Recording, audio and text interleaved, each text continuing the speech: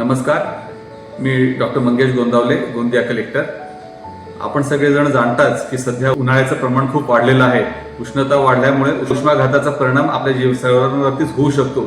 यासाठी काही खबरदारी घेणं आवश्यक आहे. तर त्यासाठी दुपारी उन्हाच्या वेळेत म्हणजे 12 ते 3 या वेळेत सहसा घराबाहेर न पडणे, या काळात शारीरिक कष्टाची कामे न करणे किंवा आपण बाहेर जर पडत असाल तर बाहेर पडताना डोक्यावर टोपी घालणे, एखादी पाण्याची बाटली बरोबर ठेवणे, यासारख्या गोष्टी आपण करणं गरजेचं आहे. आणि जर कधी कुठलेही सिम्पटम्स आपल्याला जाणवले तर आपण तात्काळ डॉक्टरकडे जाणं हे अत्यंत गरजेचं आहे. उष्माघाताचा दुष्परिणाम खूप वाईट होऊ शकतो, तर त्याच्यापासून प्रिकॉशन बाळगणे आणि त्याची काळजी घेणे हे अत्यंत गरजेचं आहे. जसं माणसांना पाण्याची गरज आहे तसं पशुपक्ष्यांना देखील पाण्याची गरज आहे.